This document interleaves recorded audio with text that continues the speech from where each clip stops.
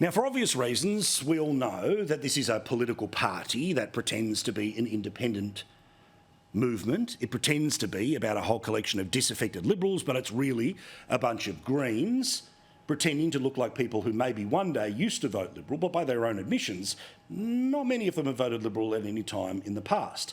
It is a brilliant hack of our electoral system. Because in Australia, it's not first past the post, it's not those with the most votes who win. Instead, it's a scenario of preferences. Now, in many seats in many places, that of course means that if the Liberal Party is going to win, it has to have a primary vote in at least the mid-40s, with a hope that some of the right-wing, smaller parties like, say, United Australia Party or One Nation may give them the preferences to get over the line. Otherwise, if they have anything below the mid-40s as a primary vote, well then basically a Melbourne Cup field of people preference the Teals. And as long as the Teals end up finishing one vote in front of Labor or one vote in front of the Greens, then all of those preferences go to them, and then magically you have a new Teal MP. Now, interestingly, we know that this has been a very successful campaign which has got several seats in Victoria and New South Wales and even one in Western Australia.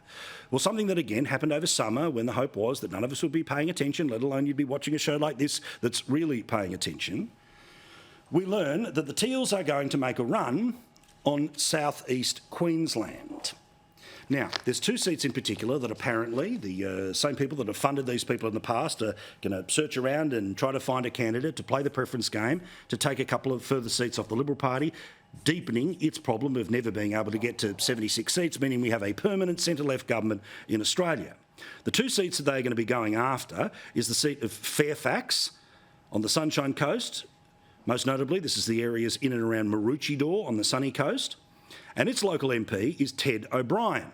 Ted O'Brien is, of course, the Shadow Energy Minister who, among other things, apparently the crime that he has done and the reason he must be flushed from Parliament is because he is pro-nuclear energy, something that, of course, more than half of the country has already said they support the removal of the ban on nuclear energy.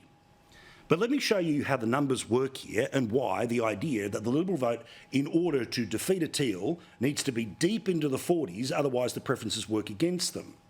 While in the seat of Fairfax, on a two-party preferred, you would say this is a pretty safe seat, nothing's going to happen here. Liberal Party close to 60%, Labor Party close to 40%. But then turn around and have a look at the primary vote of the last election. The LNP got 44%, Labor and the Greens. Well, they ended up with about 36% between them. The preferences of One Nation and the United Australia Party, well, that was able to get the Liberal Party over the line. But imagine if you were able to get somebody who was able to take, say, 10% of the vote. A little off Labor, a little off the Greens, a little bit off Labor. Well, then they ended up in a scenario where, in a two-party race, they would end up being a very serious challenge to that particular seat. That's how this game works. The other one is a seat which is currently being held by Karen Andrews, the former Home Affairs Minister. She will be retiring at the next election. This is an area in and around the Goldie, like Robina, beautiful Burleigh Heads, Coolangatta, my spiritual territory, all of these places as a Gold Coast retiree. One day I'll be able to set up the man cave there and we'll do the show from the balcony each and every night. Well, this is the seat of McPherson, where again, it's basically the best part of 60-40. But when you have a look again at the scenario of the primary vote, it is pretty much the same as Fairfax. So for the Teals to get there, they need to get more votes than the Labor Party or the Greens, which means they need to end up in the high teens or the early 20s. They can do that by Greens and Labor voters coming off and voting for them. But if they're able to pretend that they are there for a whole bunch of disaffected Liberals, well, then they're able to maybe play the run again. Now, if they don't win the seats, they end up making them marginal, and then everyone on the ABC says that at the next election, the Liberal Party will definitely lose. Not helping the situation is that those that have put their hand up to replace Karen Andrews, every one of them is a bloke. Now, if there's one thing that we have learnt out of the Teals' experience is that if all four people that are going for Liberal Party pre-selection are going to be blokes, the opportunity for the Teals to turn around and to say to the very vast majority or a very significant number of people who are between the ages of 35 and 55 and females, and particularly that part of the Gold Coast, there's no greater poison than to turn around and say, yet another bloke, who of course would be replacing a woman, but that doesn't matter. But watch this space. The Teals are going to try to move further up the North Shore in Sydney, the seat of Bradfield. They'll try a major attack on that. In fact, the Teal who ran at the last election literally set up an office for the past couple of years pretending that they are the MP.